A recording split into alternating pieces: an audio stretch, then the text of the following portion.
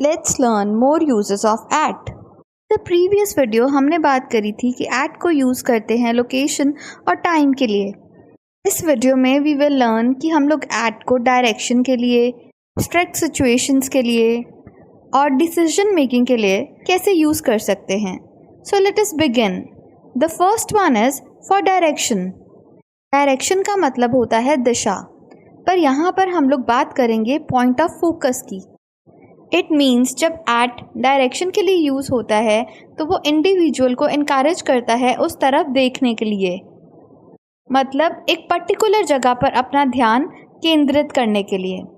इन easy words हम ये कह सकते हैं, जब हम एट यूज़ करते हैं डायरेक्शन के लिए तो हम किसी को कहते हैं कि उस तरफ देखो.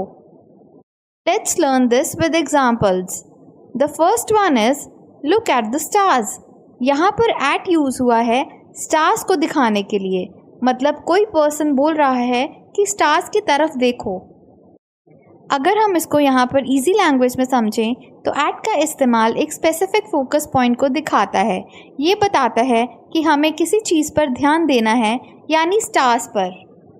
इन अ वे एट यहाँ पर क्लैरिटी और डायरेक्शन प्रोवाइड करता है, जिससे लोग आसानी से जान लेते हैं उन्हें कहाँ फोकस करना है, जैसे कि आप पिक में देख सकते हैं. Now the second example is she pointed at the ball. अब एट द बॉल का मतलब है कि बॉल की तरफ देखो. यहाँ पर भी एट का इस्तेमाल किया गया है बॉल की तरफ डायरेक्शन दिखाने के लिए, बॉल की तरफ फोकस दिखाने के लिए.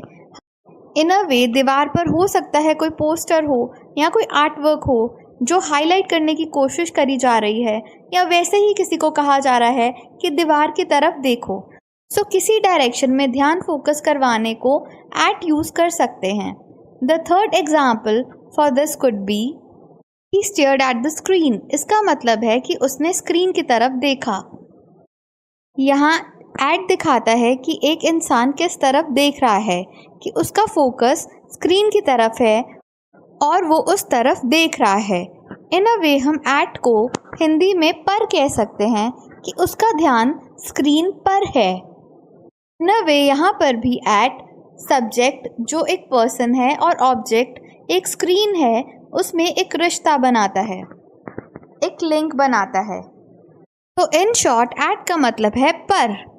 Second use for at is for abstract situations. Abstract situations वो होती हैं जो टैंजिबल नहीं होती. इनको हम सिर्फ फील कर सकते हैं या सोच सकते हैं, इनकी कोई फिजिकल या कॉन्क्रीट प्रेजेंस नहीं होती है. इन अ वे हम कह सकते हैं इमोशनल और mental state instead of physical location. For example emotional states जैसे लव, सैडनेस, इनको हम एब्स्ट्रैक्ट सिचुएशंस कहेंगे. इवन हमारे थॉट्स भी जो एक मेंटल स्टेट हैं, इनको भी हम एब्स्ट्रैक्ट सिचुएशंस कहेंगे. Let's learn this with examples. The first example is Jackson is at peace with his past experiences. यहाँ एट का मतलब है शांत, संतुष्ट और चिंता या तकलीफ से मुक्त महसूस करना. ये दर्शाता है कि किसी ने अपने पास्ट एक्सपीरियंस या सिचुएशन को एक्सेप्ट कर लिया है. यहाँ एट पीस एक एब्स्ट्रैक्ट सिचुएशन है. The second example is Arya is at war with her emotions. यहाँ एट वॉर एक एब्स्ट्रैक्ट सिचुएशन है, मतलब आर्या फिजिकली अपने इमोशंस के साथ नहीं लड़ रही, वो मेंटली अपने इमोशंस के साथ लड़ रही है. वे ये एक एब्स्ट्रैक्ट सिचुएशन है जहाँ पर आर्या के मेंटल स्टेट को दिखाया जा रहा है. The third example is John felt at ease in the calm and peaceful surroundings. यहाँ एट ईज का मतलब है काम और कंफर्टेबल महसूस करना. क्लियरली एट ईज भी एक एब्स्ट्रैक्ट सिचुएशन है. ये दिखाता है कि उसकी फीलिंग्स शांत और पीसफुल सराउंडिंग्स की वजह से है. एट यहाँ एक स्पेसिफिक स्टेट को दर्शाता है. The third use of at is for decision making point. It means at का यूज़ वहाँ पर होता है जहाँ पर हमें कोई क्रूशियल डिसीजन लेना होता है अपनी लाइफ में. In a way an important point in life where choices must be made. Simply हम इसको ऐसे समझ सकते हैं कि जब एक पर्सन के पास ऑप्शंस अवेलेबल हैं और उसको एक डिसीजन लेना है। The first example for this is Emily is at a crucial point in her life to make a decision that can impact her future. यहाँ at का इस्तेमाल एमिली के जीवन के एक खास मोड़ को दर्शाने के लिए किया गया है। At a crucial point का मतलब है ये समय उसके लिए बहुत अहम है जब उसे एक फैसला लेना है।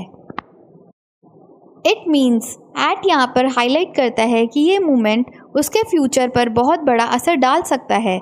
एट यहाँ डिसीजन मेकिंग के लिए कॉन्टेक्स्ट को डिफाइन कर रहा है। The second example is Neel is at a turning point deciding whether to relocate to a new city और रिमेन वेयर ही इज।